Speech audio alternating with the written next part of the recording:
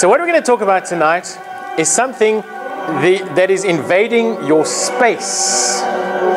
Something that lives in you and around you that you may not believe is there. You definitely don't want to believe is there. You definitely don't want to see them. But we're going to talk tonight about a little thing called your microbiome. I'll turn that down a bit for...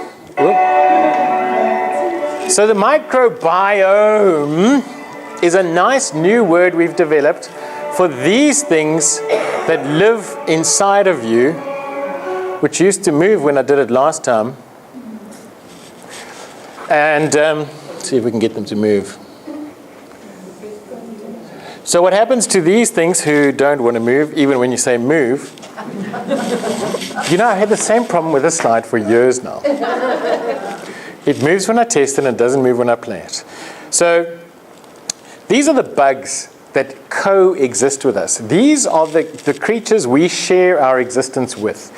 So we are completely unaware of the existence of this, and we have ignored them until probably 20 years ago. We only discovered germs in the last 100 years. Doctors didn't know what was making people sick. The first person who said, but wait, I think the germs are killing the people, was a doctor who, I'm going to get my dates wrong here, but it was in the 20s that a doctor said, but wait, all the women in our maternity ward are dying of something. We don't know what it is. And what happened is what they used to do in those days is the doctors used to work in hospitals, then used to work on the corpses, or they used to clean the bodies that had died, but there was no hand washing in between, or there might have been a rinse. But this doctor was the first person to say, but wait, when I work there, then somebody dies. And he started to make a connection. And he's one of the first person that hypothesized that there's something that is carrying this infection over. He didn't know what it was. He called it mist or gas. They didn't know there was a small creature that lived there. He said that doctors must wash their hands. He tried to get doctors to stop smoking while they do operations. So he was outcast. He was fired from his university. He eventually went mad. He died in an insane asylum. And this is the man who discovered a connection between dead and rotting and living creatures, that one could poison the other or infect. They didn't have a word for it. It was only later that Lister and Pasteur and people discovered germs and then treatments for germs. So our treatment for germs came much later. So we've always regarded germs as dangerous. We've regarded them as things that kill us. When we get them, we get sick until we get antibiotics that make those germs go away or die, and then we get better again. But the truth about your germs is that you share your body with a few more than you thought. So in your lungs, in your mouth, you have 600, not germs, species. You have 25 species in your stomach. You've got 500 to 1,000 species. Now, I mean, if you add up the number of species, it's already scary. And yet each of these are numbering into the, hundreds of billions. So we now know that inside your body, there is, in fact, something in excess of 10 times 100 trillion organisms living. In other words, more than all your organs put together in weight. That's probably oversaid. 1.2 kilograms of weight, probably if you have to add them all up together. There's so many germs living inside of you that when you go to the toilet, what you pass in the morning, almost 60% of that is either germs or germ waste. Not from you. It's been cycled or recycled through a bacteria or an organism that lives inside of you. Exciting? I like this. So maybe when people look like they're talking to themselves, they're talking to their germs. See, now we always thought those people were mad. Lock them up, just like our very first doctor discovered them. Meantime, I think you could have a nice conversation. There's freaking billions of them. One of them's going to be nice. So I want to talk about these things because the thing is, as we're starting to discover them, and we're starting to see, but these things are not killing us. They're not bad for us. In fact, we didn't even know they were there. We say 500 to 1,000 because we discover new ones all the time. The other thing is that a lot of the germs which you get, we find are actually normally there. So if you've had an ulcer, the doctor has told you you've got Helicobacter pylori. We talked a little bit about this last week. But then we find that half the population's got this bacteria living there. E. coli. If you've had a bladder infection and a doctor's cultured it, he's cultured E. coli. Guess how many people in this room have got E. coli? Every single one. All of us. It lives in us, hundreds of billions of them, but they're mine. And you got yours. And they're just a little bit different. And mine could kill you if you get too many of them in. And E. coli, we'll talk just now, is the reason we don't just drink water out of a river anymore, because there's just too many to share.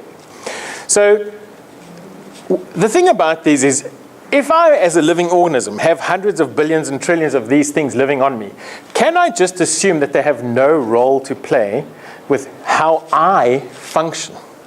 So what we've started to believe is that maybe we don't get sick because of the bacteria that attack us. Perhaps the problem is not the weeds, perhaps the problem is the soil. So are these germs dangerous for me? No. Then why sometimes do they make me sick and sometimes they just live with me? What changes? Does the germ change? Sometimes. But you know what changes the most? You and me. Our defense to these germs changes. Our ability to manage their numbers. And we make it really complicated because sometimes we give treatments that kill these germs in huge numbers. If you take a single course of antibiotics, I attended a lecture last year where the scientist that presented it showed us this image. A single course of Augmentin, which is a very popular antibiotic, will cause a disruption in the gut. It will take your gut a year to return to its normal state after a single course of antibiotics. That's why you come and see me, because you will know if you've seen me as a patient, I don't want to give you an antibiotic. I will, because I'm not living in 1850, but I really don't want to, because I know the impact on your system. I know that I'm going to fix you for this infection, and I'm going to make you sick for a year. But you're not going to know. You know how you're going to feel? You're going to feel hungry. You're going to feel tired. You're going to feel constipated. You're going to feel crampy. You're going to feel over the year. You can have cravings for foods. You're going to have misty thinking. Your thyroid can be affected. You might even develop cancer somewhere down the road because of my antibiotic I gave you for your throat. So before you fix your throat with an antibiotic, think very, very deeply about what's happening. I'm going to talk specifically, there's too many bugs to mention, right? So we're going to specifically focus tonight on the ones inside your gut. And not even all of them, I'm picking a few of them out. So anything that's a microorganism, bacteria, fungus, protozoa is what we call a single-celled organism. And this is what they do. Most of all, they form a protective lining in the gut. They prevent what we talked about last week. Remember leaky gut syndrome? These guys are there protecting you from it. They absorb a lot of your minerals and vitamins. A lot of them break down the foods that are trapping the vitamins and minerals. That releases it and your body can absorb it. Colon cancers, we now can find a direct correlation between the health of the, not your gut, of your gut organisms. The hohos in your intestines can help me to decide if you're going to get cancer or not cancer. I can tell by which ones are dominant and which ones are missing. We know that modern society has lost over half of its species of these organisms because of the way that we live. Because your mom washed you with Dettol, you bath twice a day, the dogs sleep outside, your children don't get dirty really, and if they do, you scrub them. You wear clean clothes every single day. We think we are advancing hygiene. But what we really are advancing is weakness. And year for year, decade for decade, they tell us that the antibiotics don't work anymore. Have you heard this thing? Antibiotics don't work anymore. We are living in the age of the superbug, bacteria that we have no treatments for. Do you know what's happened? The bacteria didn't change. We changed. We got nothing to fight them anymore. Our soil is disrupted. So the fight is almost the same as our food. The quality of the food we prepare is bad because the soil is bad, and it's the same with our immune systems. So we can now correlate your cancer risk to your bugs. The bacteria that live in the gut of your Central Africans, Central Asians, those people who haven't been devastated by civilization, are completely healthy. And maybe this is a good time to tell you about one of the new therapies. So these people, these very clever people, have been experimenting with a kind of a therapy where we identify people who have abnormal gut flora microbiome. And the way that they fix these people is we do what we call a stool implant. Now, we're not talking about a small chair. We are taking poo from somebody else, and we are putting it into you. You can swallow it. So how's that, those sardines in brine looking now? We won't put it, you won't swallow it, we'll put it down a tube, a nasogastric tube, so I can inject it down into your gut, or we can put it up as an enema from the back. But we are injecting people now with other people's stool to regenerate the colonies that we've lost over the decades. That's how we're going to beat the bacteria. That's how we're going to beat infections in the future. Not by making stronger antibiotics, but by making stronger people that aren't so susceptible to these bugs. We give you at the moment probiotics. You all had some probiotics, heard of them, Reuteri, Microflora. If you've come to me, there's all sorts of probiotics on the market, some junk, some good. But these are trying to replace what's missing and what's lost. Interflora has been around for years and years and years. When we were young, 30, 40 years ago, I remember my family doctor giving my mom Interflora. It was very, very new. It's not even a bacteria, it's actually a fungus, which is why it works well with antibiotic. The antibiotic doesn't kill it because it's a fungus. We'll talk about, I don't know if we'll have time for that. So, interesting enough, if you want to find out more about the stool implant or transplant, let me know. I have some spare. And even if I don't, I only need a few minutes. Okay, so we know as well that your cholesterol, I can tell by your cholesterol levels how healthy your gut is. The resistance we've talked about, gut inflammation, opportunistic organisms. Opportunistic, we're going to talk a little bit about later. These are things that grow in you just because they can. That sounds like an advert. Just because they can. They don't do anything. They don't need anything. It's just lekker. There's a space to grow, and so they just grow. Opportunistic. We know we have these diseases that we've dealt with for years. If you don't know what I'm talking about, you probably don't have it. But irritable bowel syndrome, most people have heard of that, spastic colon, all your inflammation diseases, then your ulcerative colitis, Crohn's disease. These are things which are causing people, we call them pre-malignant. These things become cancers, and a lot of people will lose big parts of their intestines, if not all, because through surgery, because of this kind of disease that causes pain, diarrhea, and just chronic illness. Look at another thing. I wanted to chuck this in there. If you are always sick, if you take long to recover from a sickness, if you are the first person to pick something up when it goes around the office, if you go to Durban and you spend 1 day on the beach and 5 days in the toilet, then you need to look at what's going on in your gut. So, or if you're always sick, if you're allergic to everything, everything makes you sick, everything makes you cramp, everything makes you feel bad, we got to look at your bacteria. IBS, cramping, bloating. You, people that think you are intolerant to wheat. I know, doctor, my problem is sugar. People say that to me. My problem is sugar. So I hope don't offend anybody here, because I know I've been told that. Your problem can't be sugar, because without sugar, you die. So if you're having a bad reaction to sugar, it's not you, it's your microbiome that's suffering from the sugar. It's causing a complete imbalance in what's growing there, or worse, what's not growing there sometimes, and it's making you sick. It's making you think you're intolerant to food. It's making you think, this makes me sick, this gives me acid, this gives me stones, this gives me gout. Sometimes the fix is just in these bacteria that are breaking the food down properly for you. Autoimmune diseases, of which the most common is Hashimoto's thyroiditis. So low thyroid function. Where's your problem? Something is not protecting your body the way it should. Something is causing your immune system to be oversensitive. It could be here. So we know wheat does it, but there's another level of this, is maybe the wheat is doing it because the defense is not there, and so you're ending up getting an overreaction. Remember the leaky gut syndrome. So the gut starts to become leaky, starts to become damaged. There's just overstimulation, and in the end you develop a chronic disease like thyroid, which is rife.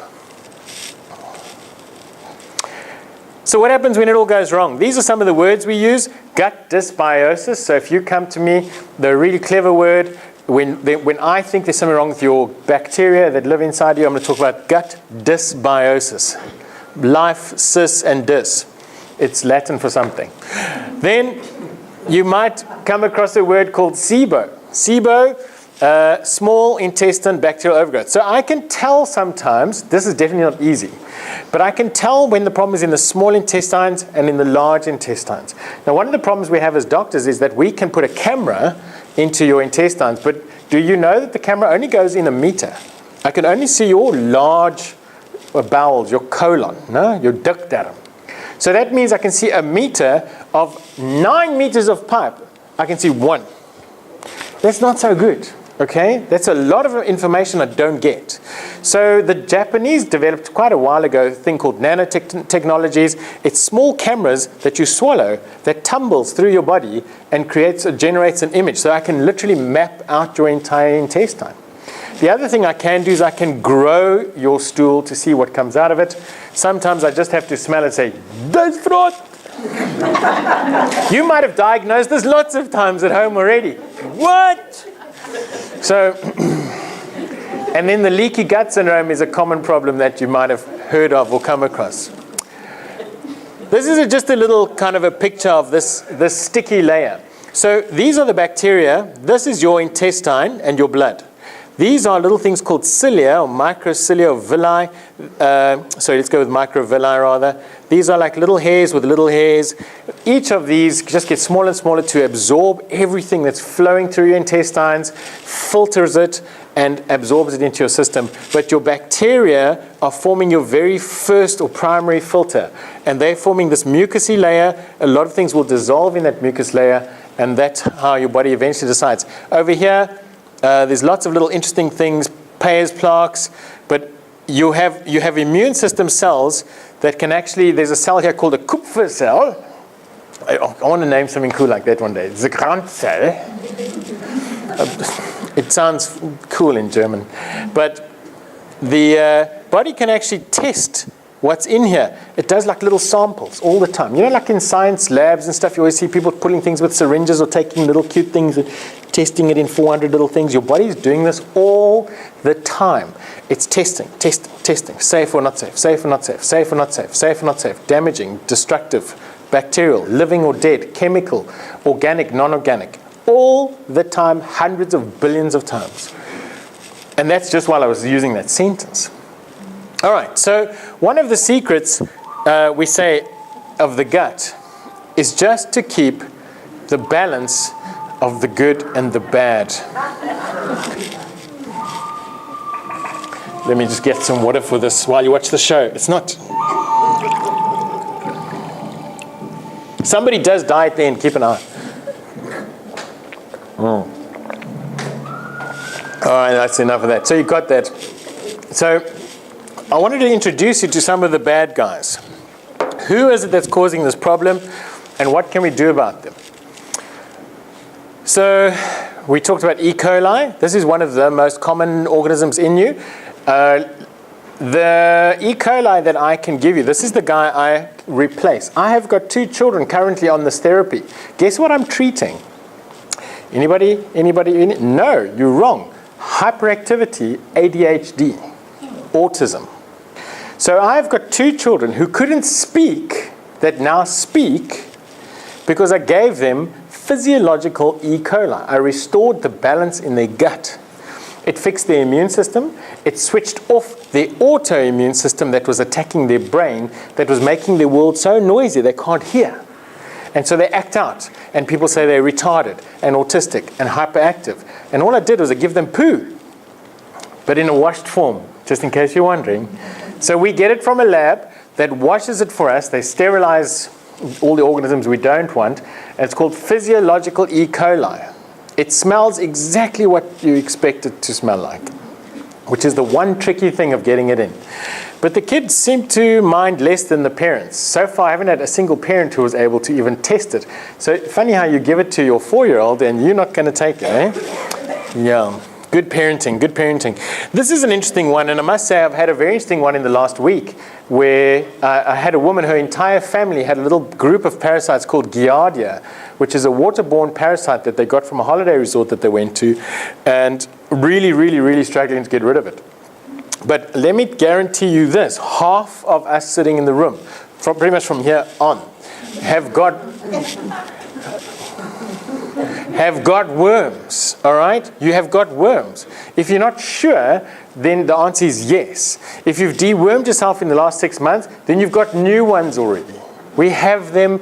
They are not part of us, but they're not as destructive as some of us think. We cruel because it's so disgusting. They don't do a lot of damage. They destroy because of overgrowth, and they can eventually form obstructions. But the joke of worms is sometimes the obstruction comes when I kill them, because then they die and they form a big lump of worms. So there are people who've had to go for surgery because so many worms die at the same time that it actually forms a complete obstruction of their bowels. So I worked in Petersburg. There you see these worms coming out of people's noses. I mean, that's worms that have crawled up 6 to 8 meters to get to daylight. It's awesome. So how do you know if you've got these? You can test your stool for it. You can just take a deworming tablet, which these days is a single tablet, which I normally recommend you take once and again in 21 days. So take 2 treatments. The reason is that a lot of these worms leave cysts, which are not killed by the deworming tablet, and they just grow into new worms again. So you kill it, then you wait for the new group to come out, and you kill them as well. That's a very successful way of deworming. Deworm your animals, and especially your little 2-legged ones. I want to talk to you about Candida. Now, Candida, a lot of natural medicine and alternative medicines make a big thing about Candida. I don't know where I stand on Candida. It exists. Is it rife? Does everybody have it? Is it taking over the world? Will we eventually have a president called Candida? Maybe in this country. Or at least he'll marry somebody called Candida if we wait long enough. But you have this little plant living inside of you, and that's all it is. It's like ivy on the wall. It does very little, except it grows fast. The worse the environment, the faster it grows. And guess what it lives on? Oxygen and sugar. So when we're eating highly refined sugar diets, we are just fertilizing and fueling the fire of this fungus that lives inside of us. A lot of us have this. Diabetics, a lot of people who have diabetes have this because it loves the environment and the immune system suppression of diabetes. People on chemotherapy, well, actually I've got a list of that just now. Your HIV people can die from this thing. So it grows so thick up into their esophagi. That's when you have more than one, but you shouldn't. If you have more than one, please see me. It's a tricky word to have a plural, hey? Esophagus, esophagus, slipdarm, then it can grow so thick that you can't swallow after a while, and it kills them. They die of this. So the whole thing about a fungus, it just grows whenever there's space. Remember what I said about the soil and the weeds? This is a course you guys all missed. We ran it last year. Very popular. You must see the daffodils we grew from this. But the point of weeds is that sometimes you kill weeds by spraying it with poison. That's our mentality. Kill it with something. But the truth is, healthy soil doesn't have weeds. Because the thing that is healthy, the grass, grows over the weeds. So that's why we have weeds in winter in Cape Town, because there's not enough sun to keep the grass healthy, so the weeds take advantage of the opportunity of the non-ideal circumstances. So killing weeds is not poison. You can poison them. And it might not kill the grass. But you know, at the end of the day, grass is also just a weed. It's just a more successful weed. Better garden. What creates an opportunity? Okay, these are the people that need to be careful of the overgrowth of organisms, but specifically Candida. People on lots of medications that affect your immune system. People that just don't eat well. And you know who doesn't eat well? So the first world is probably the fattest, nutritionally deprived group generation culture that exists. Because if you go to America, you cannot get the nutrients you need from hamburgers and pizza and slop chips for lunch. and macaroni and cheese for supper. There's just no nutrients. There's nothing to stimulate the growth of the natural organisms that are protecting you from the unnatural and the harmful ones. That's why the varied diets make a difference. When you eat, please don't be so selfish and eat for yourself only. You're eating for hundreds of trillions of guests that are not leaving. So who's got to worry about the immune system? People that have got chronic illnesses, cancer, diabetics, HIVs, and the malnourished. So you get the proper malnourished, and then you get us, the just overfed malnourished. People who take a lot of steroids, cortisone therapies. Now this extends even to nasal sprays. So you get nasal sprays called Avamist, Flomist, Nexamist. You guys know them? So here's two, let's take a step back. If you have ongoing allergies, already question what's going on with my microbiome. Question next, what happens when I keep spraying steroids into this area that's already not functioning well? Then you get some steroids that are absorbed more than others. So Avamist, great example of a very nice nasal spray that doesn't get absorbed into your system, but Beclate. Heard of Beclate? It's a cheap one. You buy it there. You know why it's cheap? Because it's killing you. So this gets absorbed. So when you're taking a nasal spray called Beclate, it's being absorbed into your body. You're getting cortisone every single day of your life. Bad for these guys. Antibiotics, any, always, ever. There are certain antibiotics that I use. You've got a question. Okay, I'm going to get to you just now. There are certain antibiotics that I'll use that I order from a compounding pharmacy that don't get absorbed into your system at all. So they don't affect your immunity. They are targeted specifically for germs in your gut only. That's all they kill. And you have to get them from me. Very cheap. We tend to believe in our diseases. I had a woman today who saw me, and she was telling me that she's come to see me because she's overweight. But she didn't seem to think it was a problem that she's 21 years old. She didn't think it's a problem that she's on a Disprin every day. She's on a blood pressure medication every day. She's on Nexium, which is for heartburn, every day. Those weren't things that she questioned because the doctor said, you have this, therefore you should be on that. You've got blood pressure, therefore you should be on a blood pressure medication. You've got heartburn, reflux, gastritis, therefore you should be on something that lowers your acid. She just accepted that. I said to her, how long do you think you're going to be on that? The doctor said, forever. I said, that's a long time when you're 21. Yeah, I suppose. I've just stopped questioning it. Anybody in this room? I think we all get like that. The doctors have helped us to believe in the disease. And the pharmaceutical companies are right there, happy to sell us something for the next 60 years. If she lives that long, she won't. Unless I get off the medicine. Okay, did you catch where that was going? Of course she'll live that long, but I have to fix her first. But guess where I'm going to start with her, though? I'm going to go straight to her gut, because there's no ways her gut's working properly. Her tummy's not emptying properly. Her bowels aren't working properly. It didn't take long before she said what I knew was coming. Oh, and I have IBS. Of course you've got IBS. That's why your system doesn't empty. It doesn't use the stuff that's in it. It stays sick. You're not getting the nutrients out of your food. It's not passing through you properly. You're cramping. You're fermenting. There's gas. She's sick from top to bottom. But she just came because she's a bit overweight. A lot overweight. And this is a medical person. Maybe that's why she believes it. I think the hardest people to convince are my own friends, because we've been taught this. We've been more than taught this, we've been brainwashed this. It's very hard for a doctor to think out of the box. I still worry about myself. After being like this for years, I still find myself sometimes slipping back into just old thinking of, oh, here's a sickness, here's a medicine, there you go. It's so easy.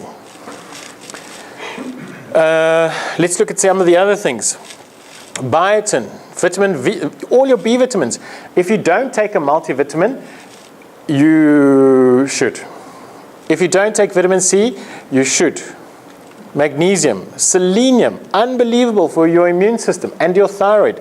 Zinc, thyroid. These three minerals, magnesium, selenium, zinc, that should be somewhere in your house, and you should be taking it 3 times a week. Doesn't have to be every day, but make sure you're supplementing with those 3 at least, and then those 3 at least as well. So basically those 6.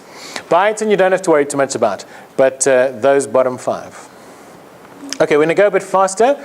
How do you know you've got them? You're going to get these slides. People with sugar problems, hungry, moody, headaches, waking up in the early hours of the morning, can't sleep again. It can be a nutritional thing. It can be a gut thing.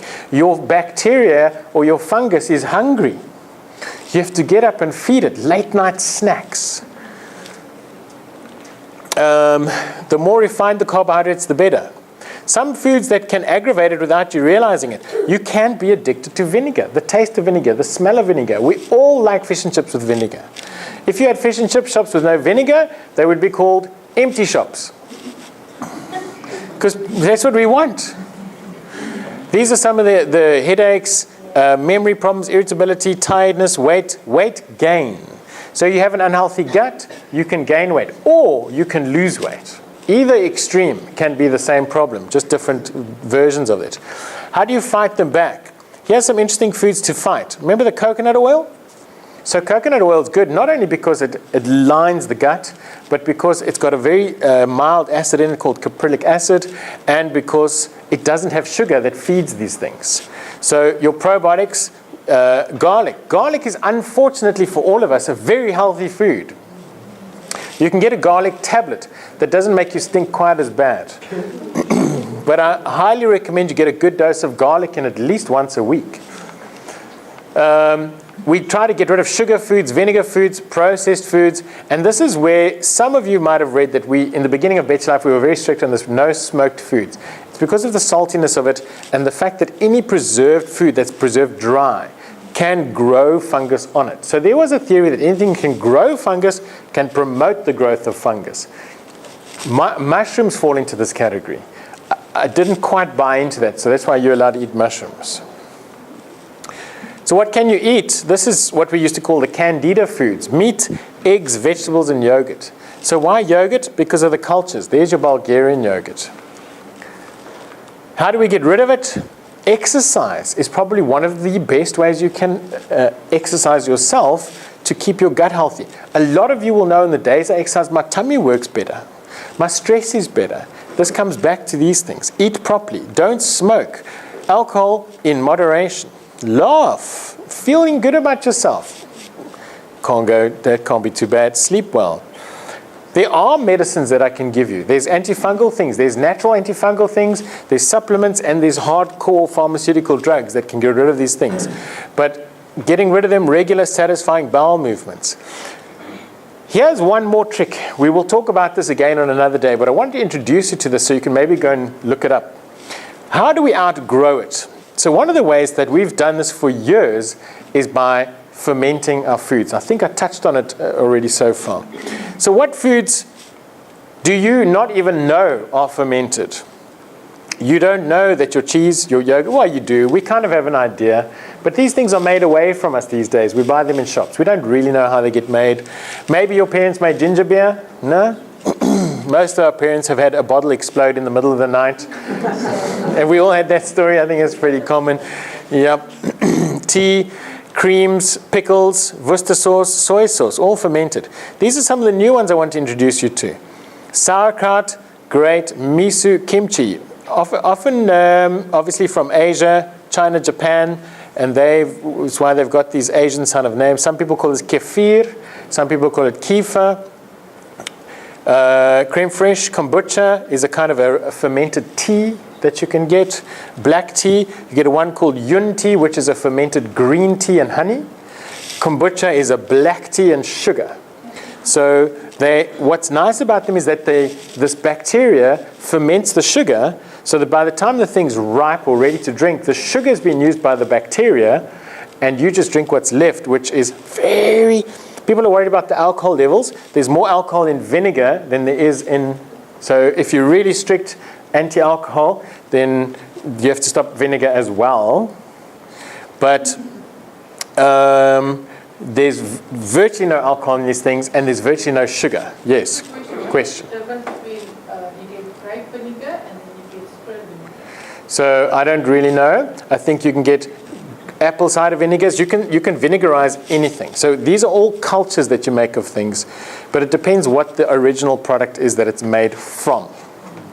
That's my best answer for you. So just look at what it's from. So generally grapes are your base of most of your vinegars, but really anything that ferments can be the base of a vinegar. Vinegar can take up to 9 months to make. You know that. It's a very slow fermenting food. Kimchi, this is nice. Some people refer to this as salad in a bottle, but it's a very nice way to put vegetables into a bottle, let them ferment. So what it's providing for you is foods that are healthy and bacteria that are healthy. Bacteria that your body needs. Bacteria that help your body keep the balance. Bacteria that help to get rid of the things that don't belong and populate the gut. Not with things that have got anything to do, but sometimes we just need space fillers. Okay? Things that just are there, and they prevent the bad things from coming in. Sourdough breads, if you really have a problem with bread, you might find that a sourdough bread, which is a fermented dough, does better for you than a normal bread. You can try it. What else did I want to tell you? I think, whoops. So here's just a couple of reasons why. Digesting the foods, all the bacteria, cheap, very cheap. We make kombucha and kefir at home. It costs me a liter of milk every 3 days. It costs me 4 bags of tea and a cup of sugar every week.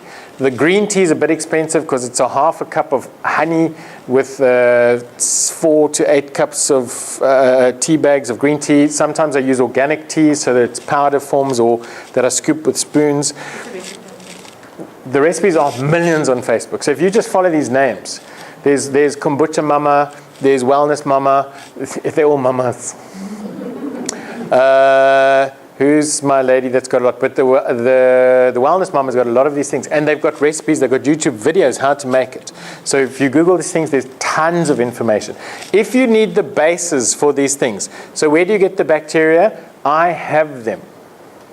I've cultured most of them. We have some people here in the meeting, and maybe we'll put names on the Facebook for that. But come to me, and we'll arrange that. We depending on how much we have, if I can keep up, it's good. If we start to culture it mainstream, we are selling some of them. But generally, I'm happy to just share a bit of what we've got with you. It's kind of a tradition, though, as well, to give your kombucha to somebody. It's a living organism that's come down for thousands of years, and it's just passed on from person to person. It makes your tea. You drink it like cold drink. I can't keep my wife out of this stuff. I don't like the kombucha, it's a little bit sour. But I like the kefir a lot, because the kefir is not like milk, it's not like yogurt, it's something in between. Sometimes it can be very sour, but it's got a nice little bite to it. It's very, very nice. I think that's kind of it. I wanted to show you some of the probiotics that we have. Important to get the right type of probiotic. So we sell the Easy Colon product. This is good for your gut. It's got a prebiotic, it's got a probiotic, it's got peppermint, and it's got a fiber, soluble fiber. This is an easy to use, cheap gut mobilizer. It keeps things going. So this, a combination of a good probiotic with a good prebiotic that's feeding these things, good. That's the end of tonight's lecture. Chat to your groups. Go home. Have a fantastic week. Thank you for being here.